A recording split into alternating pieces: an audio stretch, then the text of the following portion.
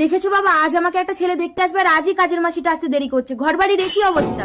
মায়ের শরীরটা ভীষণ খারাপ, তাই আজ আমি কাজে এসেছি দিদিমণি। আজ আমাদের বাড়িতে একটা অতিথি আসবে, তুই নোংরা জামা পরে এসেছিস। আসবো? এসো বাবা এসো। হেই যা, ভেতরে গিয়ে কাজ কর। যা।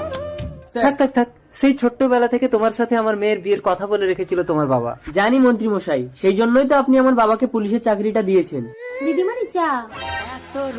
ঠিক আছে, ওখানে রেখে দিয়ে যা, নোংরা জামা পরে এদিকে আসিস না।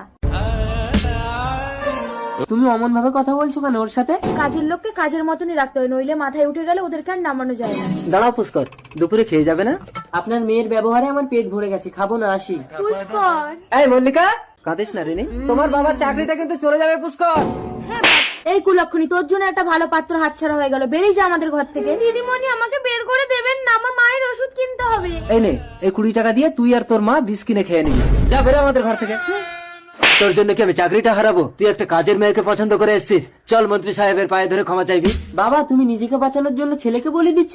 তুই এত বড় কথা বললি পুষ্কর, আজ থেকে আর আমি নিজের কথা ভাববো না রে। দিদি, আমার ছেলে আপনার মেয়েকে পছন্দ করেছে। সে তো আমার সৌভাগ্য। মল্লিকা, এবার আমি মরেও শান্তি পাবো রে। ও কথা বলতে নেই মা। চলুন মা, মল্লিকার সাথে আপনাকেও আমাদের বাড়িতে নিয়ে গিয়ে চিকিৎসা করব। দাঁড়াও, পোশাক খোল। এই, তুই একটা মন্ত্রীর গায়ে হাত তুললি? স্যার। বাবা, একটা ওয়ান ডিউটি পুলিশ অফিসারের গায়ে হাত তোলার জন্য তুমি একে গ্রেফতার করো। ভিডিওটি ভালো করে দেখে বলুন পুষ্কর আসলে কে।